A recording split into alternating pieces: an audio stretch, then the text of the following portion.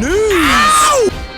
Okay, we'll start with this. This past weekend, Turkey's own unbeaten up-and-comer in the women's bantamweight division, Sateen, defended her WBC bantamweight title against seasoned veteran Mary Romero, who ventured south. Mary Romero of Spain, up until this point, had been campaigning as a super bantamweight. She was up there at 122 pounds. Suffered a one-sided decision loss to Ellie Scottney. Gatford. And you know, when Ellie Scottney shared the ring with Mary Romero, she made it look easy. She really did. Whereas Sateen, God bless her, who at least to the eye, seems a bigger puncher than Ellie Scottney. Ellie is more finesse than ferocity. She is. Whereas Sateen, she's an artillery fighter, an action fighter, She is. a body puncher. A strong one. Normally she is, but not this past weekend. This past weekend was the most human I've ever seen Sateen. I think this weekend's fight was a testament to just how skilled Ellie Scottney is, because she made it look easy with Mary Romero. And Ellie doesn't seem like a big puncher, but her precision punching got a lot of respect from Mary Romero, whereas Sateen, I think she got lucky. very lucky this past weekend. Having seen the fight,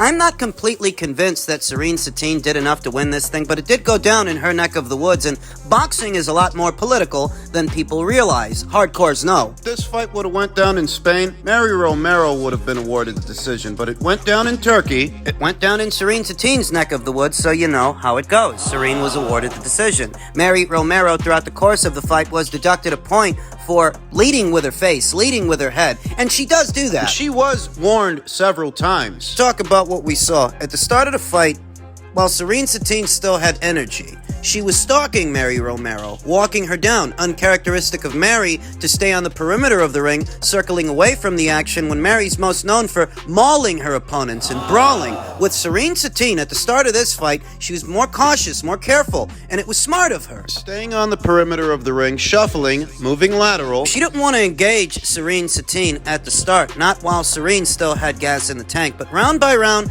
you saw Sateen's output start to wane. Fade. Her punch output started to slow. She looked tired. She was fading down the stretch. I don't think that Sateen is a bad fighter per se, but I do think she was in there with a rough and rugged, experienced veteran. This proved to be harder than she anticipated, I think. Harder than I anticipated as well. I went with Sateen to win the match, and she did win the fight, at least on paper, but I picked her to win in better fashion than this. I picked her to win by way of knockout or technical knockout, and I'm being honest, I think she got lucky. She got a gift. I think she did. She started out all right, stalking Mary Romero, walking her down, getting off clean shots here and there. Mary got off some shots too, but as the fight progressed, you saw that Sateen started to slow. Her punch output started to wane, and little by little, Mary Romero got in this fight and started pushing Sateen around. Pressuring her, and pressure fighting is what Mary Romero is known for. Mary Romero, the seasoned veteran, former EBU Super Bantamweight champion, who's approximately 12 years Sateen's senior. Mary's 37, Serene is 25. And Mary's gas tank held up where Sateen's, hers didn't. Underneath it all, I think Sateen knows that. I think she knows she's very fortunate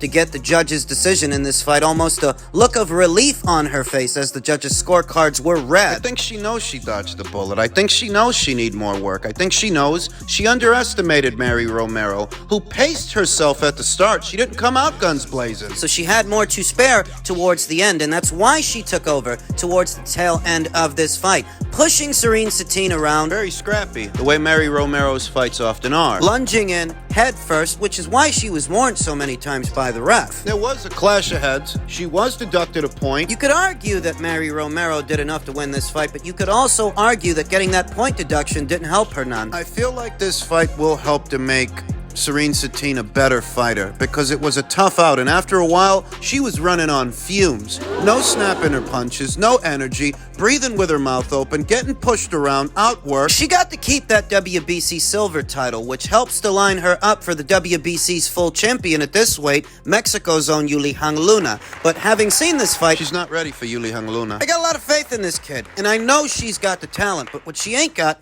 is the experience, the cardio for a hard-fought fight. Moving forward, what she's got to work on is pacing herself at the start to pouring it on thick. Pace yourself at the start, to pour it on thick later on. Don't just come out guns blazing. Save something for later, because you're gonna need it. I chalk this performance up to a lack of experience from Serene Sateen. And experience being the best teacher for a fighter with a lack of experience, this is the wake-up call that she needed. She's in a very deep division. This is where Ebony Bridges reigns as this division's IBF champion. Yuli Hangaluna, she's got the WBC. Dina Thorsland, she's got the WBO. UK's Nina Hughes, she's got the WBA, and she's going to be defending that WBA title very soon opposite the ring former WBA champion Shannon Courtenay. There's a lot of talent at 118 pounds. Serene Sateen is going to need to be ready. This weekend, she was able to advance to a professional record of 11 wins, no losses, no draws, with 7 knockouts. But it's safe to say that there's a lot more work needs doing. She's not ready to fight for a full title. Men's super middleweight news ahead of his fight this weekend. Canelo Alvarez wants the Bivol rematch at 175 pounds. He feels fans will complain about bringing Bivol down to 168, and it's true. When news first broke of that fight potentially happening at super middleweight, people thought that it was Canelo attempting to bring Dimitri down when it was Dimitri who wanted to come down. Because he wants to fight for Canelo's belts there, and they immediately took to accusing Canelo of weight draining Dimitri, trying to. When asked during the above-mentioned open workout at his gym in San Diego if battling Bivol at super middleweight would give him an advantage, Alvarez replied, yes, but everyone will start fucking talking. Yeah. Everyone is going to fucking start saying, oh, but he brought him down in weight. That's why Bivol lost. But they didn't say anything when I went up in weight. But that's the same thing. Having the fight at 168 leaves no excuses for Canelo, but having the fight at 175 leaves no excuses for Dimitri. That if Dimitri were to lose at 175, there's no excuses for it. Canelo was just better. And if Canelo were to lose at 168, there's no excuses for it. Dimitri was just better. You see how it works. Canelo Alvarez voluntarily moved up to light heavyweight for the second time to challenge Dimitri Bivol last May 7th at the T-Mobile Arena in Las Vegas. Can you believe that? It's been close to a year since that fight, just a few days. Just a few days short of a year. It's been that long. The 4th division champion knocked out WBO champion Sergey Kovalev, who was WBO champion at the time, in the 11th round of their previous light heavyweight title fight in November of 2019, and was mostly listed as a 4-1 favorite to beat Dimitri Bivol. The determined, skilled Russian clearly outboxed Canelo Alvarez. He did. And won their 12-round fight unanimously. Judges Tim Cheatham, Dave Moretti, and Steve Weisfeld scored their fight identically, 115 to 113 for Bivol. Alvarez didn't exercise his contractual right to a rematch. He instead defeated rival Gennady Golovkin at super middleweight by unanimous decision in his most recent appearance, a 12-round super middleweight championship match last September at the T-Mobile Arena. The 32-year-old Alvarez, nevertheless, is expected to face Bivol for a second time this upcoming September if he beats John Rydier on Saturday. I think that's going to be a fun fight. At a sold-out Akron Stadium in Sopopan, Mexico, just outside of Alvarez's hometown of Guadalajara, Alvarez is scheduled to defend his IBF, WBA, WBC, and WBO super middleweight titles against England's Ryder, who is the mandatory challenger for Alvarez's WBO title. Canelo Alvarez has reached peak popularity to where there's always going to be a section of individuals he can't do nothing right for. As stated at the top of this segment, when news first broke that the rematch between Canelo and Dimitri might take place at super middleweight, the initial reaction was, at least in some circles, that Canelo was attempting to drain Dimitri, not realizing that that was at Dimitri's request. Dimitri's the one who wants it at super middleweight. Now that same rabble of individuals, They're demanding that it take place at super middleweight. See, if Canelo wants it at 175, they're going to say it needs to be at 168. And if Canelo said he wants it at 168, they'd say it needs to be at 175. because he can't win with those guys. They don't want him to. Canelo Alvarez has reached critical mass to where no matter what he does, there's always going to be a group of boo birds. Yeah. There's always going to be a group of critics that he can't do nothing right for. Yeah. And that's what that is. He wants to win this fight and then go after Bivol. I see Canelo very focused on one thing and one thing only. He doesn't mention anybody else, but he mentions Bivol. He wants to beat Bivol. After him losing to Bivol, something sparked on him.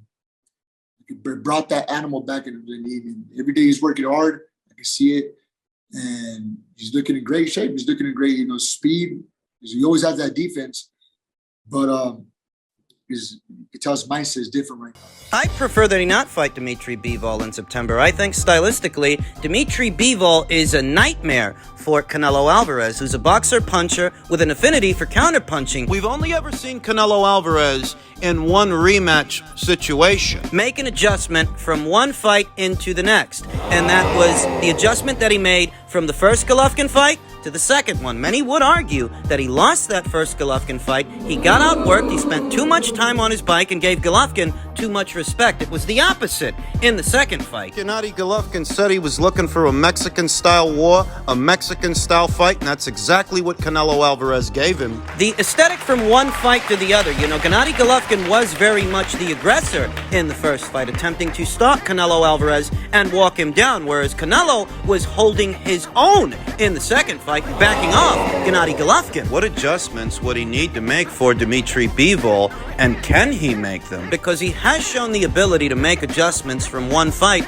going into the next. But Dmitry Bivol is a different fighter than a Gennady Golovkin per se. So what adjustments specific to a Bivol fight would Canelo need to make? He needs to be busier. Which is easier said than done, I know. Dmitry Bivol is taller than Canelo Alvarez, longer than Canelo Alvarez, and in many ways more fleet of foot. He can play with the range in such a way that a smaller, stumpier fighter like Canelo will greatly struggle to get off his punches. Trying to get mid-range on Dmitry Bivol, it is difficult. And Canelo would have to, because he is the shorter, stumpier fighter. He's got to get close to the guy before he can do anything. Getting close to him is contingent upon being able to cut off the ring, cut off the exits for Dmitry Bivol, while closing the distance and slipping punches on the way in. Baiting Dmitry Bivol to throw so you can either counter what he throws or use that as an opportunity to slip. Slip mid-range to inside and get off some meaty shots, some meaty punches. It's easier said than done, I know. But isn't everything? What you can't do is what you did before. Come forward in a high guard looking to catch and shoot with this guy. He's taller than you are,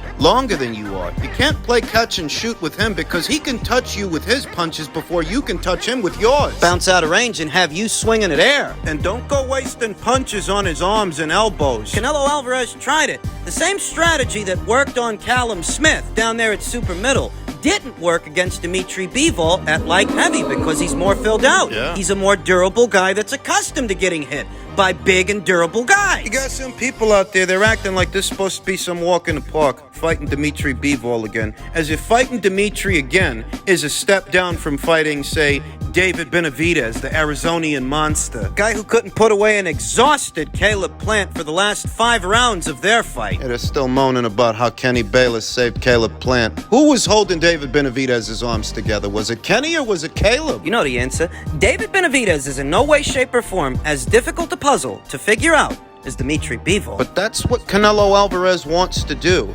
Venturing north of super middleweight where guys like David dare not venture. Dare not go. 6'2" David Benavidez, who likely rehydrates to 200 pounds, are in that neighborhood the night of a fight. He's too scared to go to light heavyweight, but Canelo isn't. And that says a lot.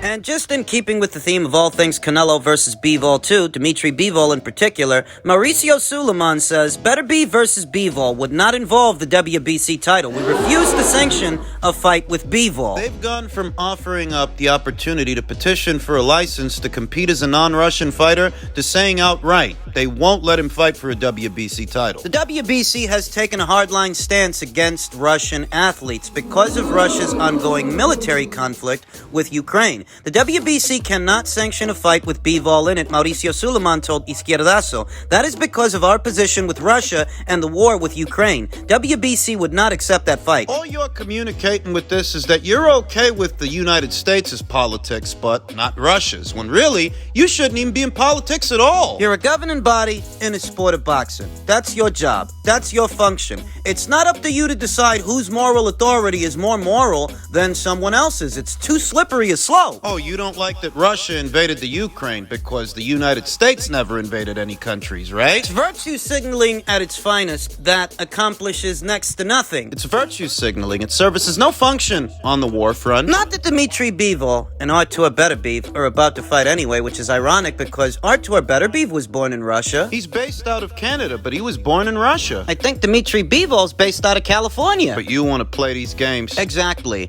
They would fight without the WBC belt, Suleiman explained. As of today, That is the position of the WBC about that fight. As long as there is no boxing in Ukraine, we will not accept boxing in Russia, at least not sanctioned by the WBC. Suleiman insisted that Beterbiev must go through with his mandatory fight. At this moment, our ruling is that Beterbiev has to fight his WBC mandatory rival, Callum Smith, Suleiman said. WBC needs to mind their own fucking business and stop sticking their nose in places that don't belong, because this ain't geopolitics. This is boxing. It's almost like you're holding every Russian athlete accountable for a war they didn't start, they can't end, and they can't control. These are just guys trying to earn a living through the only thing they know. Boxing. And it's not even how prejudicial it is that gets me, it's how hypocritical it is. You're not going to sanction any fights involving Russian fighters on the premise that Russia invaded Ukraine, but how many countries has the United States invaded? Want to play this game? Do you take this hardline stance with every country that ends up invading another country and that country's fighters? Or do you only do it when it's convenient? Because near as I can tell, the only reason they're willing to do this is because it doesn't hit them in the pocket. They're only doing this because they can afford to. In truth, it has very little bearing on the sport of boxing and what relevant fights and relevant stories are out there. I'm just sick and tired of Mauricio Suleiman. He wants the WBC to be more than what it is. Don't forget that there are 3 other sanctioning bodies that aren't virtue signaling anywhere near as much as Mauricio and the WBC. All of their special interests. If I didn't know better, I'd say that Mauricio Suleiman likens himself to being a politician of some kind. When you're the president of an organization in the sport of boxing, no more, no less. Do your job. Mind your fucking business. The conflict between Russia and Ukraine, that ain't none of your fucking business. None of your fucking business. Do you think you're accomplishing something by alienating fighters of Russian descent on the premise of a war they didn't start and can't finish? Do you think that Vladimir Putin is somewhere in the deepest, darkest recesses of the Kremlin shaking his fists at the sky that Mauricio won't let Russian fighters fight? What the hell does he hope to accomplish in doing this is my question, because the only people he's hurting are the fighters themselves. This has no bearing and is of no significance to the actual conflict, the actual war front, and what's going on. Just wants to be a nuisance. Just wants to feel like he's doing something. He wants to feel involved. There are other ways to feel involved than what you're doing. Alienating fighters based on the decisions of politicians and people above them. And for what? What? You think this is going to stop the war or something? Why don't you do us all a favor and mind your fucking business?